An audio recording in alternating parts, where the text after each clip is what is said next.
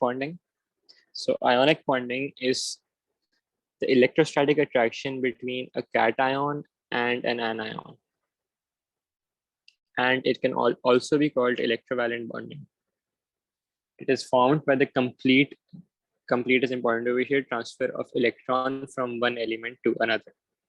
So for example, if we had sodium and fluorine, and they have to form an ionic compound. So the configuration of a sodium atom is 1s2, 2s2. Sodium has atomic number 11, 2p6, and 3s1. So when sodium forms an ion, sodium is a metal, so it forms a positive ion, that is a cation.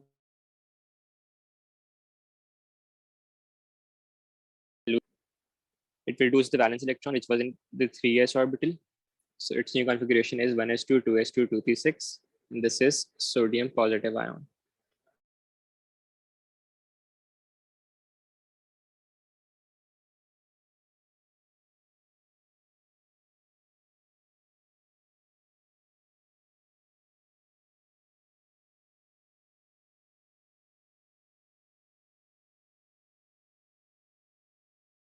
Now over here, the second shell is the valence shell.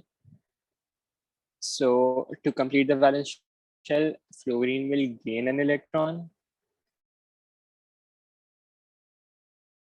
So 6 electrons, so 2p6, and this will become fluoride ion. Now these are the sodium ion is a cation. This is a cation, and this is an anion. So the cation and anion have electrostatic attraction, that is oppositely charged ions are attracting each other. So this will form the ionic bond. Now, what is electron affinity? We learned in the chapter of atomic structure about ionization. Ionization is the loss of an electron from a gaseous.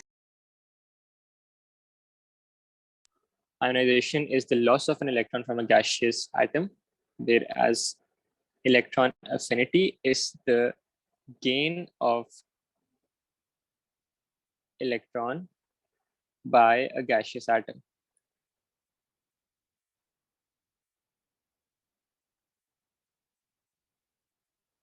So over here in this case, fluorine went through electron affinity and gained an electron. And this is represented by EA, and this process is exothermic. So if we write an ionic equation for the formation of sodium fluoride,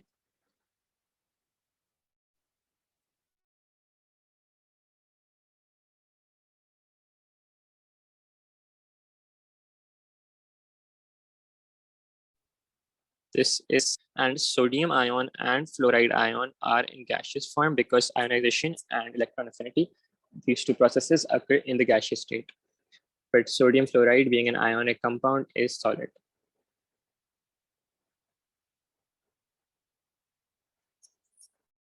The next thing in ionic compounds is the crystal lattice structure. So crystal lattice is a three-dimensional structure in which the cation and anion are arranged in a regular manner. So to draw the crystal lattice, we'll make a cube-like structure.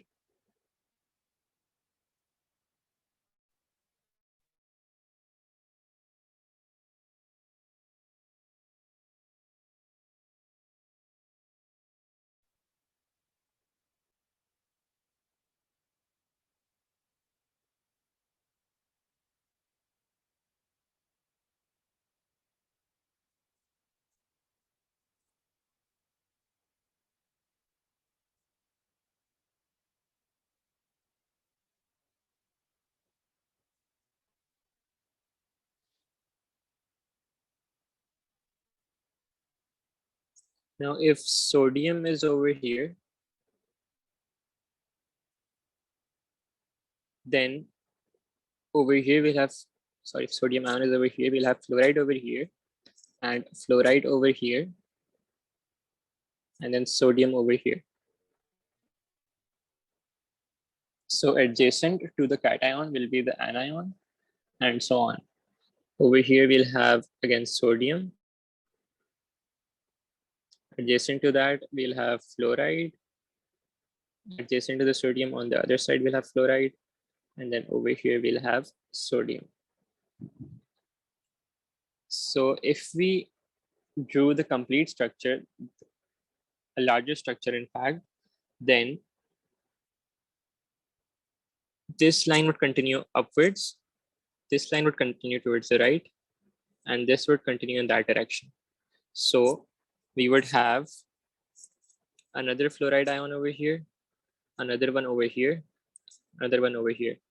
So this shows to us that each ion in an ionic bond, when the ratio is 1:1, each ion is surrounded by 6 ions, 6 opposite ions.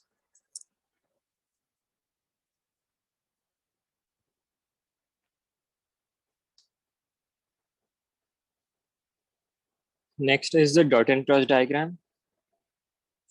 So again, for the same compound, sodium fluoride,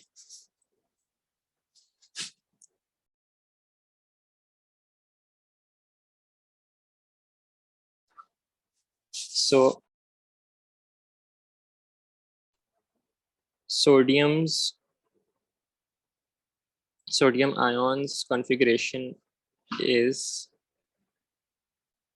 1s2, 2s2, 2p6, and fluoride ion is 1s2, 2s2, 2p6.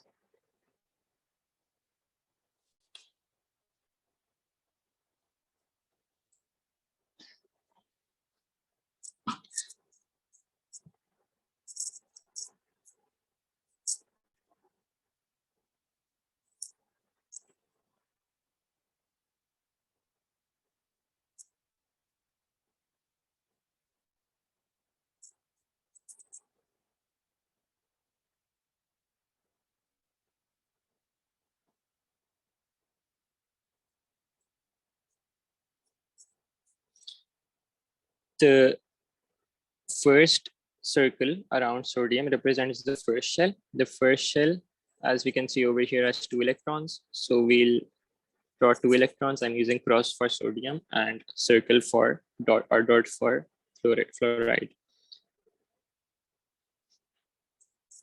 And then the second shell has 8 electrons, 2 plus 6, 8.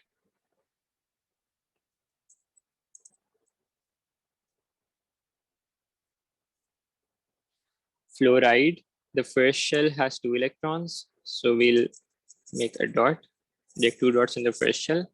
Then second shell has 8 electrons.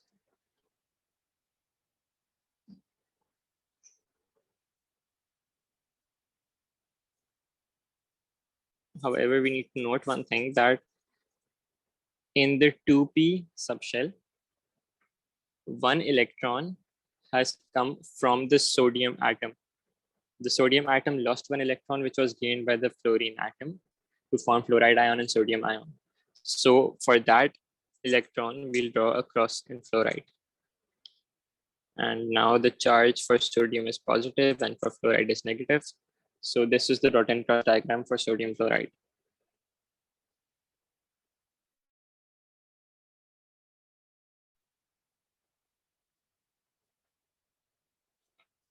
Next are the physical properties of ionic compounds. Firstly, what is the state of ionic compounds at room temperature and pressure? At RTP, ionic compounds are solids. What is the reason for that? The melting and boiling points of ionic compounds are very high because there is strong electrostatic attraction between the anion and cation, which requires a large amount of energy to be overcome.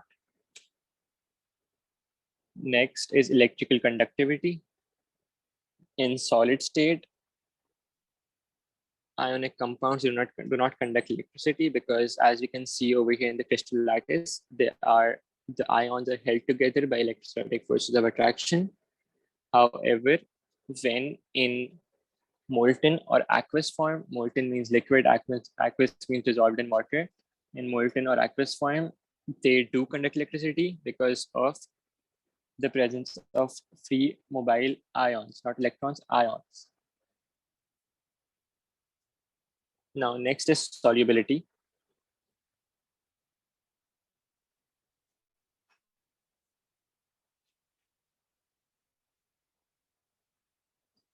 Ionic compounds are soluble in water, except aluminum oxide.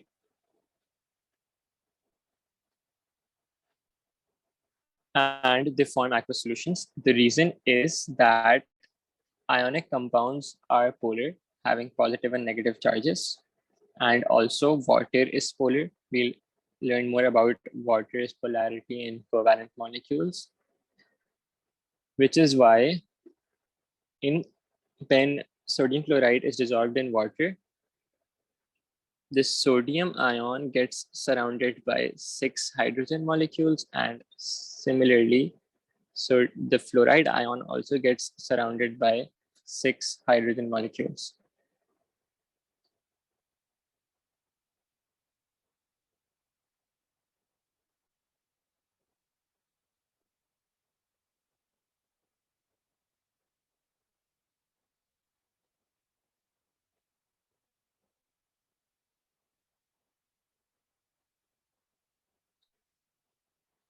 And over here we have water.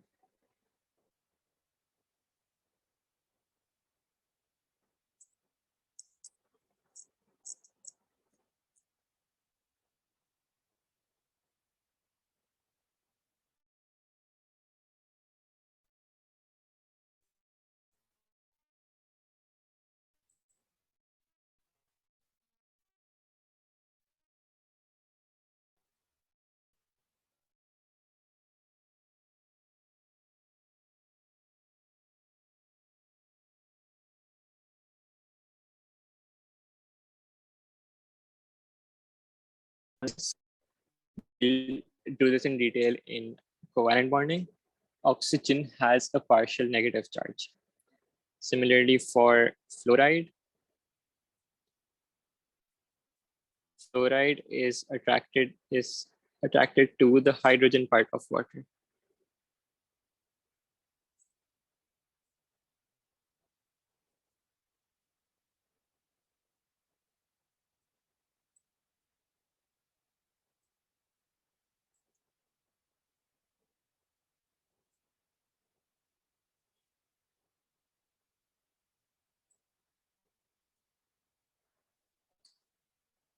So if you want to write the equation, we can write it as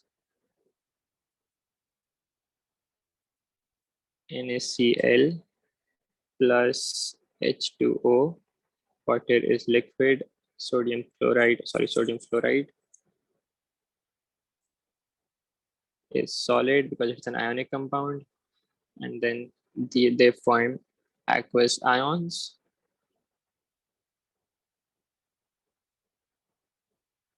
Or we can also write the equation of solubility as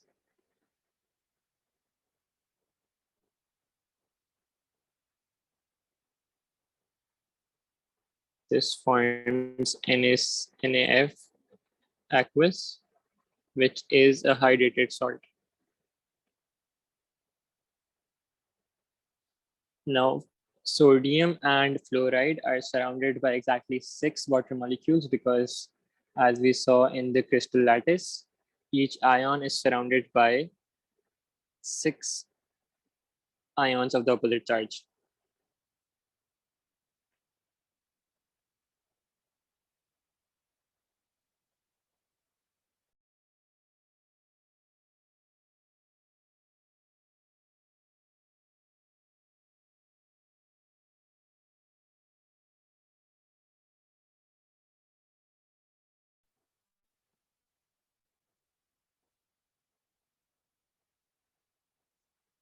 Next is the covalent character of ionic compounds. So covalent character is only in ionic compounds. It does not exist in covalent molecules. Covalent character depends on charge density. Charge density is charge per unit volume, or we can also call it concentration of charge on an ion. Charge density depends on two factors. So charge density depends on ionic radius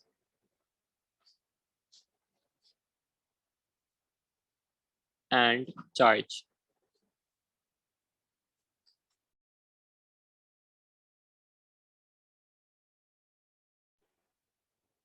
If ionic radius is small and charge is high, then there is high charge density and vice versa.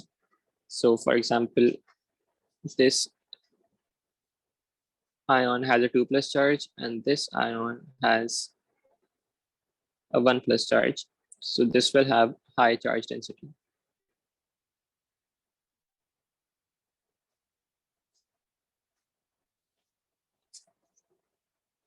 Now, for example,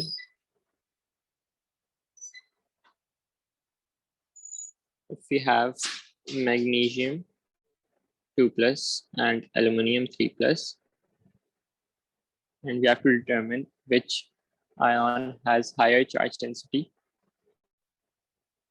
then we have to take into consideration the ionic radius.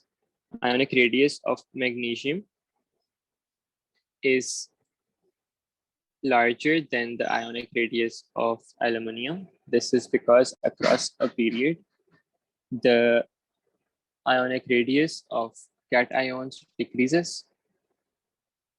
So magnesium has a larger ionic radius, aluminum has a smaller ionic radius. So if we could show it in this manner, aluminum ion has higher charge concentration.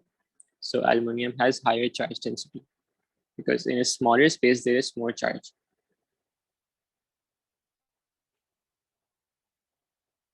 Now, for example, sodium ion and magnesium ion. Now over here, sodium again has larger ionic radius and magnesium has smaller ionic radius because across the period, ionic radius of cations decreases. So since magnesium ion has more charge in lesser area, it has higher concentration of charge, so charge density is higher for magnesium. Lastly, if the charge is same, sodium and potassium both have +1 charge. Now we know that ionic radius decreases down the group because lower down in the group there are more electrons, so more shells, so the ionic radius is larger. So potassium has a larger ionic radius, sodium has a smaller ionic radius. So sodium has the same charge but in lesser area, so concentration is greater, so sodium's charge density will be higher.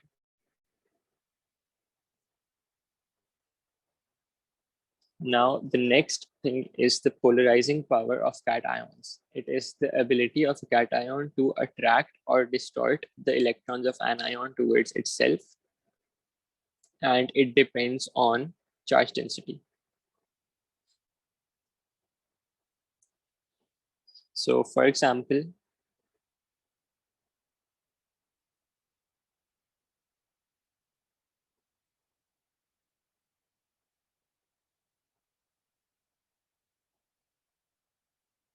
these are electrons of anions.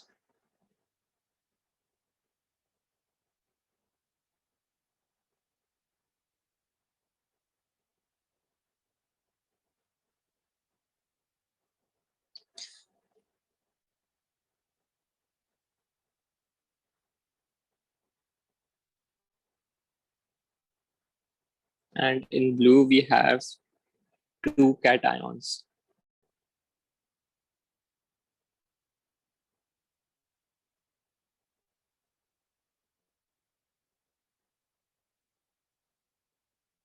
Both cations have a 2+ charge. So which cation will distort the electrons of the anion more? So charge density is higher for the lower, for the second cation, high charge density. And the first cation has lower charge density. This is because the ionic radius of the first cation is larger. So since it has lower charge density, so its polarizing power will be lower, and it will be more difficult for it to attract the electrons of the anion towards itself.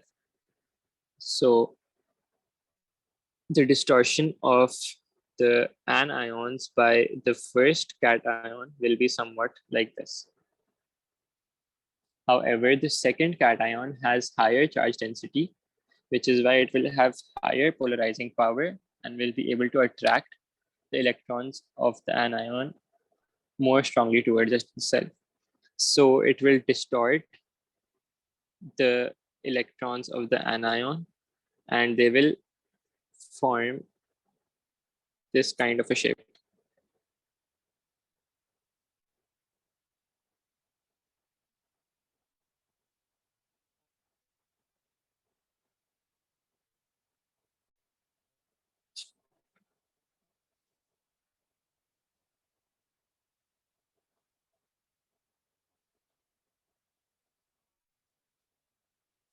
So we can conclude that if the charge of the ion is higher, or if the size of the ion is smaller, then it will have higher charge density, which is why it will have higher polarizing power. So it will be able to distort the electrons of the anion more and will have more covalent character. Now, why are we calling this covalent character? Because over here, as electrons are being attracted, that is a feature of covalent bonds where there is a shading of electrons. So since over here also electrons are being attracted, so that's why we name this as covalent character. So if there is higher polarizing power, there will be more covalent character.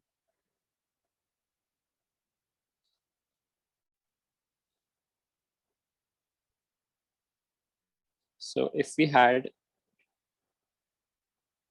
3 cations,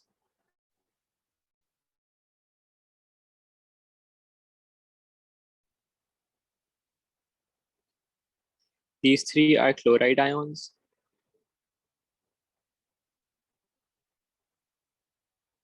And we have sodium, magnesium, and aluminum.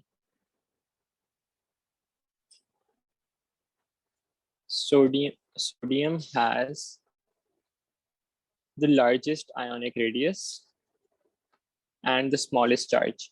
So sodium's charge density will be lowest, while aluminum's charge density will be highest. So aluminum will be able to distort the electrons most. So when we draw the shape of the electron orbital,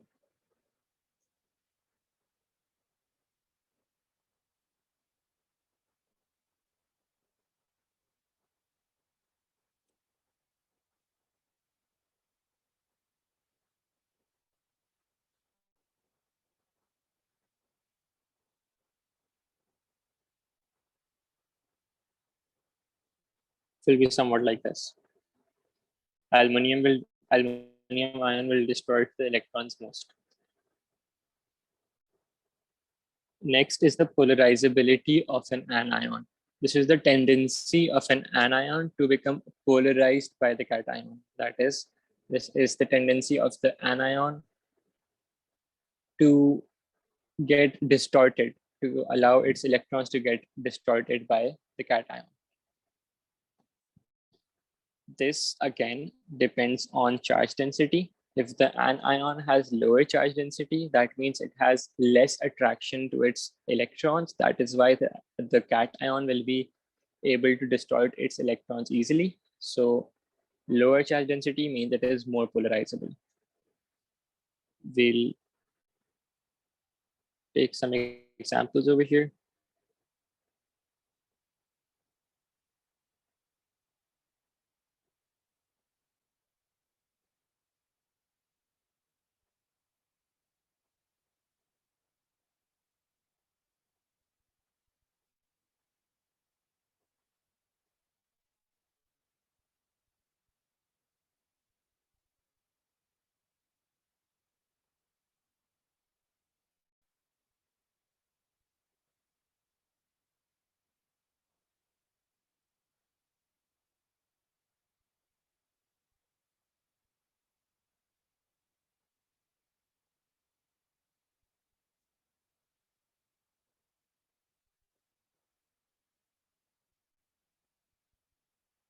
So we have fluoride, chloride, bromide, iodide.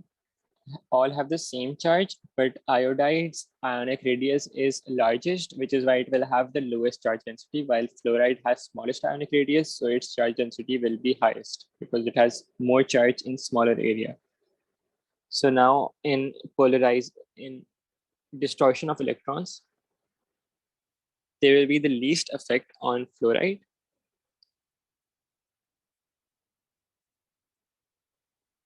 Somewhat like this. Then on chloride, then bromide,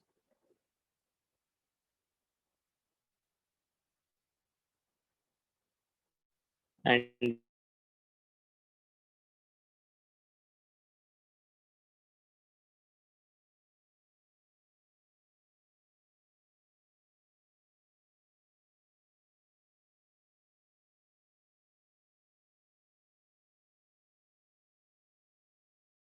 there is stronger attraction between the nucleus and the electrons. Or when iodide, the valence electrons are further away from the nucleus, which is why there is weaker attraction, and aluminum ion therefore is able to distort the electrons more. So if anions have lower charge density, they are more polarizable. And for cations, if they have higher charge density, they have more polarizing power and they have more covalent character.